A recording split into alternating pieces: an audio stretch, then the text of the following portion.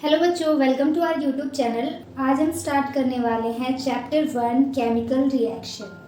तो chemical reactions होते क्या क्या हैं, केमिकल रिएक्शन में क्या क्या चीज़ें आ जाती हैं। तो जो कुछ भी हमारे आसपास हमारे सराउंडिंग में हो रहा है वो ड्यू टू केमिकल रिएक्शन ही हो रहा है। तो देखते हैं कि क्या क्या हमारे आसपास हो रहा है। हमारे एवरीडे लाइफ के एग्जाम्पल से समझते हैं कि केमिकल रिएक्शंस क्या क्या होते हैं। तो यहाँ पर कुछ केमिकल रिएक्शंस का एग्जाम्पल हमने लिया है। First one is combustion. Combustion is also an chemical reaction. Rusting of iron, iron का रस्ट होना, ये भी एक केमिकल रिएक्शन है। डाइजेशन भी एक केमिकल रिएक्शन है। Photosynthesis, this is also an chemical reaction. And ये बैटरीज जो हैं इनमें भी केमिकल रिएक्शंस होते हैं। Fermentation is also a process of chemical reaction. Washing hand is also a chemical reaction. Baking is also a chemical reaction. तो जो कुछ भी हमारे आसपास हो रहा है वो सारी चीज़ें केमिकल रिएक्शंस के थ्रू ही हो रहा है। ये तो कुछ ही एग्जांपल्स हमने लिए हैं।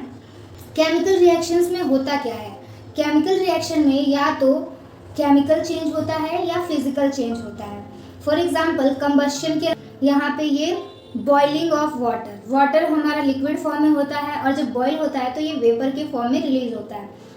तो केमिकल रिएक्शन क्या है, what is the chemical reaction? The process in which new substance with new property are formed are called chemical reaction. नए सब्सटेंस नए प्रॉपर्टी के साथ अगर फॉर्म होते हैं तो हम उनको बोलते हैं केमिकल रिएक्शन। एक ग्लास में वाटर हमने लिया, यहाँ पे हमारे ग्लास में वाटर है और हम इसको फ्रिज में रख देंगे तो ये जम जाएगा। तो जब ये लिक्विड फॉर्म में था और लिक्विड से ये क्या हो गया, सॉलिड फॉर्म में, तो इनका जो प्रॉपर्टी है वो भी चेंज हो जाएगा। तो इसी प्रोसेस को हम बोलते हैं chemical reaction. Chemical reaction involves chemical changes.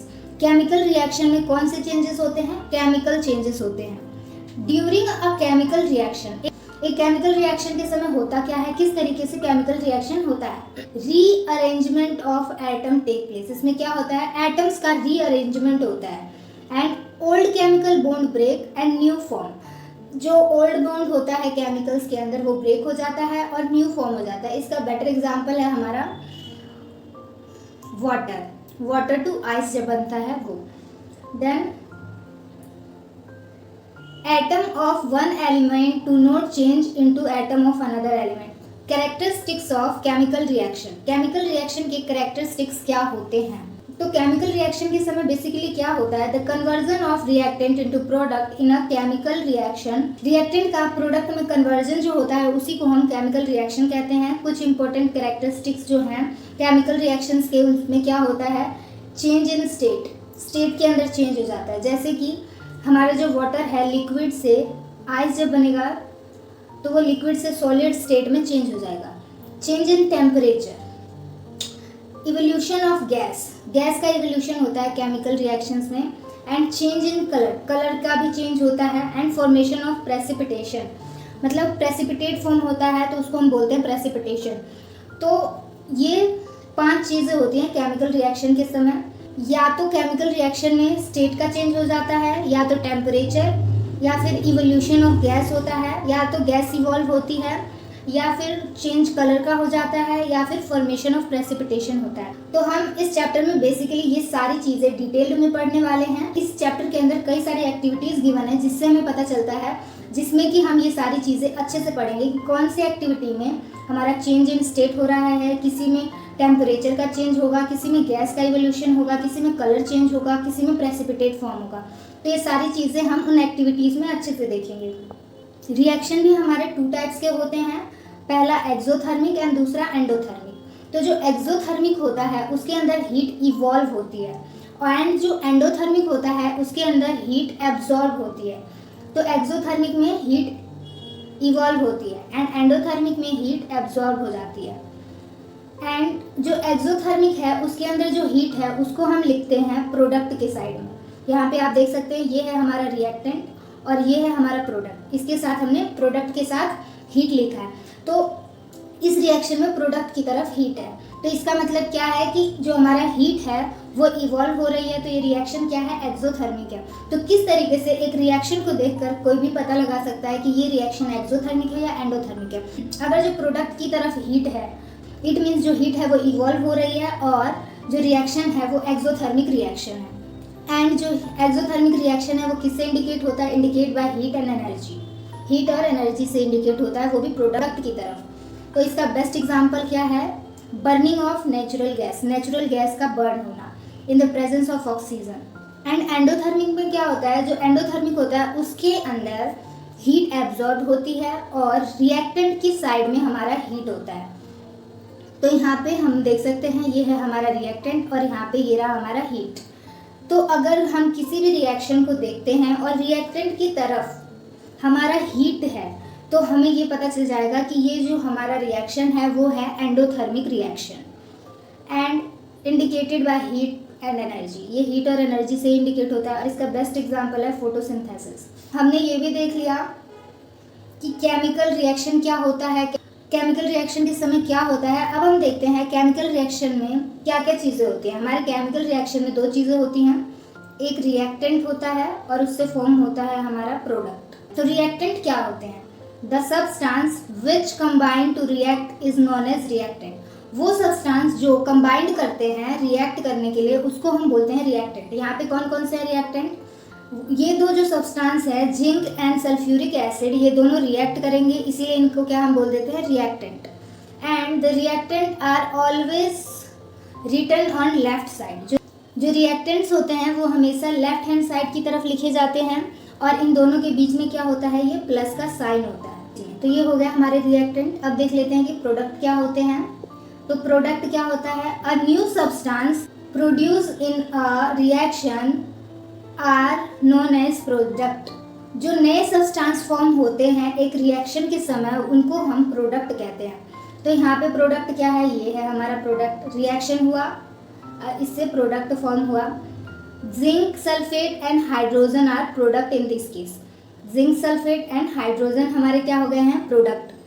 Product always written in right hand side, हमेशा ये राइट हैंड साइड में लिखे जाते हैं। एंड इन दोनों के बीच में क्या होता है, प्लस साइन। ये रहा हमारा प्लस साइन, प्लस का साइन होता है इनके बीच में। तो हमने ये देख लिया रिएक्टेंट क्या होता है, प्रोडक्ट क्या होता है। तो यहाँ आप देख सकते हैं ये हमारा मैग्नीशियम है, क्या है हमारे रिएक्टेंट। एंड इनसे जो फॉर्म हुआ, प्रोड्यूस हुआ, उसको हम बोलते हैं प्रोडक्ट। ये हमारा मैग्नीशियम ऑक्साइड। इस चैप्टर में एक एक्टिविटी भी गिवन है, वो एक्टिविटी भी हम डिस्कस करेंगे, क्या क्या चेंजेस होते हैं ड्यूरिंग केमिकल रिएक्शन। तो इसके लिए हम एक्टिविटीज देखते हैं। तो एक्टिविटी फर्स्ट क्या है, एक्टिविटी 1.1। और इस एक्टिविटी में क्या करना है, एक मैग्नीशियम रिबन लेना है 2 मीटर का और उसको सैंड पेपर से एकदम क्लीन कर देना है और फिर उसको टॉन्ग की हेल्प से होल्ड करना है और बर्नर की हेल्प से उसे बर्न करना है। और जो ऐश होगा, वाइट पाउडर होगा, उसका कलेक्ट करना है हमें वॉच ग्लास में। तो चलिए ये एक्टिविटी हम परफॉर्म करके देखते हैं।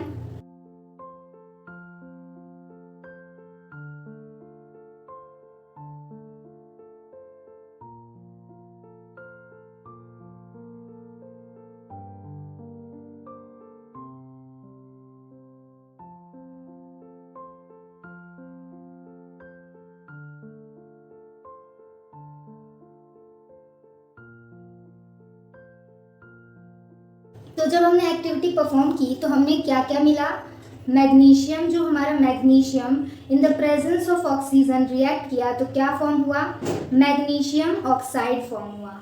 तो यहाँ पे जो हमारा मैग्नीशियम ऑक्साइड रिबन था उसकी स्टेट क्या थी, सॉलिड थी।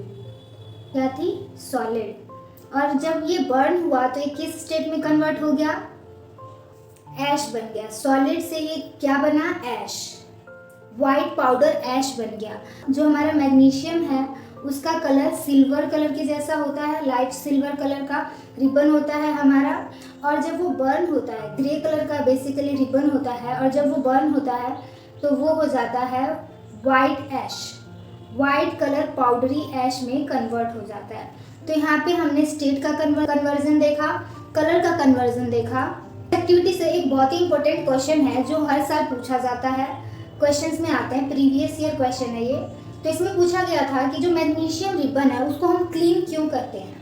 तो जो मैग्नीशियम रिबन है उसको हम बर्न करने से पहले इसलिए क्लीन करते हैं क्योंकि जो मैग्नीशियम रिबन है वो ऑक्सीजन के प्रेजेंस में ऑक्सीडाइज हो जाता है, और जब हम क्लीन करते हैं तो उसके ऊपर जो ऑक्सीडाइज परत होती है तो हम उसको रिमूव करते हैं ताकि वो अच्छे से बर्न हो। नेक्स्ट एक्टिविटी है activity 1.2। Take a lead nitrate solution in a test tube and add the potassium iodide solution to this.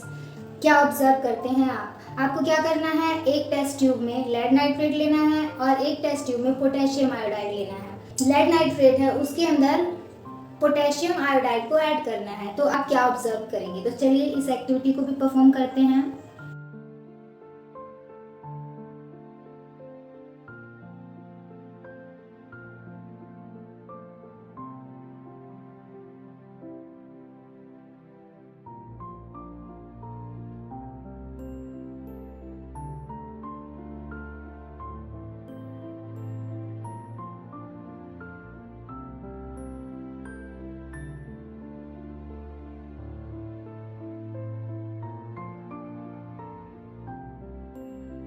तो हमने यहाँ देखा कि जो हमारा कलरलेस लेड नाइट्रेट था और कलरलेस पोटेशियम आयोडाइड था, वो दोनों जब आपस में रिएक्ट किए तो क्या फॉर्म हुआ हमारा, lead iodide and potassium nitrate. तो जो हमारा लेड आयोडाइड था वो है येलो कलर और जो हमारा पोटेशियम नाइट्रेट है वो है कलरलेस। ये दो चीज़ें हमने ऑब्जर्व की। तो इस एक्टिविटी में हमने क्या देखा, change of colour, change of colour.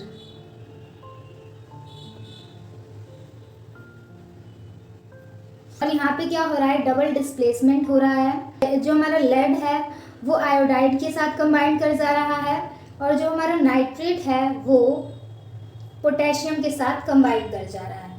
तो यहाँ पे डबल डिस्प्लेसमेंट रिएक्शन हो रहा है बेसिकली।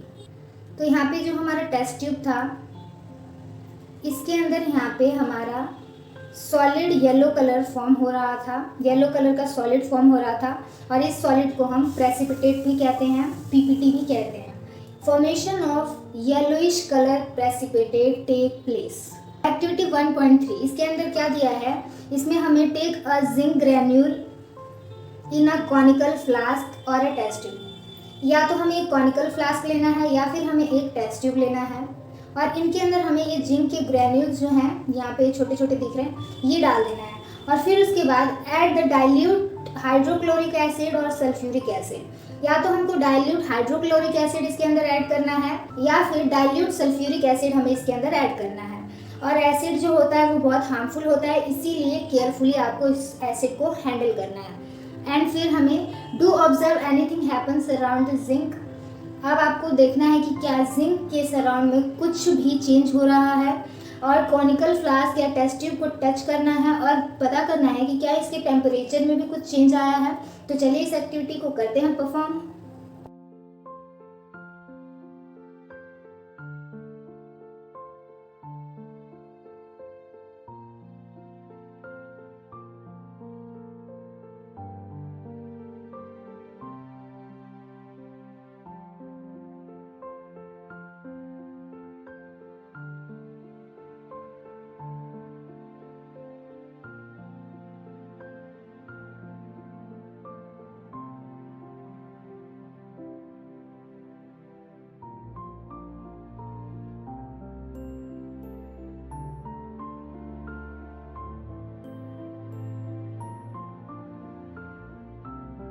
तो आपने देखा कि इस एक्टिविटी में क्या हुआ, जो हमारा जिंक है वो सल्फ्यूरिक एसिड के साथ रिएक्ट किया और क्या हुआ, यहाँ पे डिस्प्लेसमेंट हुआ। जो हमारा हाइड्रोजन है उसकी जगह जिंक आकर इससे अटैच हो गया और यहाँ पे क्या फॉर्म हुआ, जिंक सल्फेट फॉर्म हुआ और जो हमारा हाइड्रोजन है वो लिबरेट हुआ, वो रिलीज हुआ। तो इस रिएक्शन में बेसिकली क्या हुआ, हाइड्रोजन गैस रिलीज हुआ और अगर जो हम इस कॉनिकल फ्लास्क को टच करके देखेंगे तो जो इसका टेम्परेचर है वो भी रेज हुआ है। तो रिएक्शन के अंदर बेसिकली हमने देखा कि जो टेम्परेचर है उसके अंदर चेंज हुआ।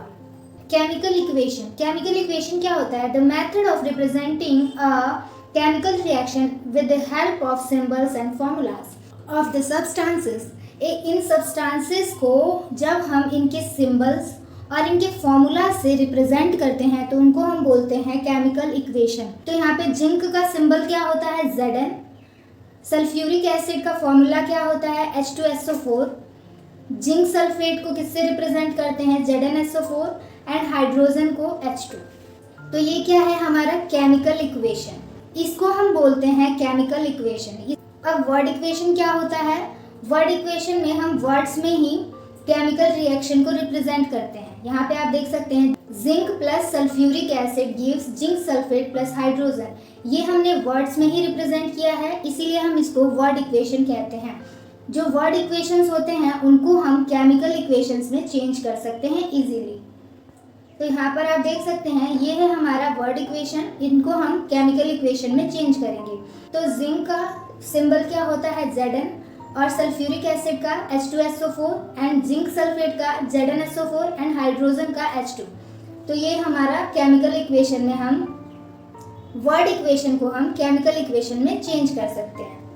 इस कन्वर्जन को करने से पहले आपको ये पता होना चाहिए कि जिंक का सिंबल क्या होता है, ऑक्सीजन का सिंबल क्या होता है, हाइड्रोजन का सिंबल क्या होता है। इसको तो आपने क्लास 9th में पढ़ा ही होगा। ये सारी चीज़ें आपको अच्छी तरह याद होना चाहिए, तभी आप अच्छे से केमिकल इक्वेशन लिख पाएंगे किसी भी वर्ड इक्वेशन का। और ये प्रीवियस ईयर क्वेश्चन में भी आ चुके हैं ऐसे क्वेश्चन, तो आप अच्छे से इसकी प्रैक्टिस कर लेना।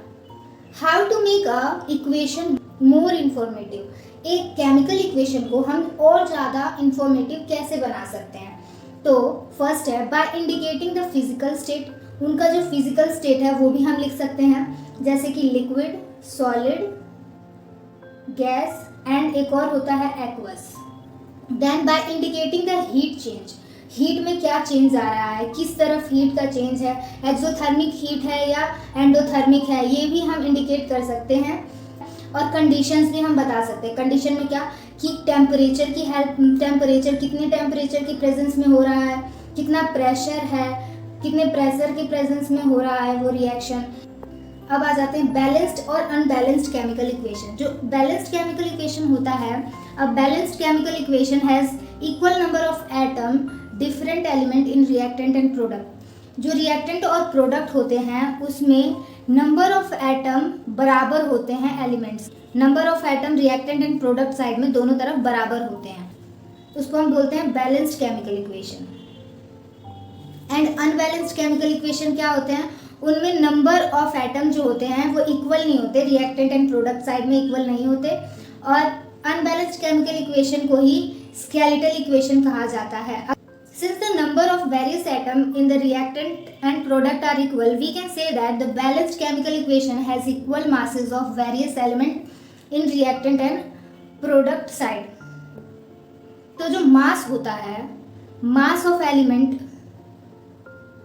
प्रोडक्ट साइड, रिएक्टेंट साइड और प्रोडक्ट साइड का जो मास होता है एलिमेंट का वो इक्वल होता है।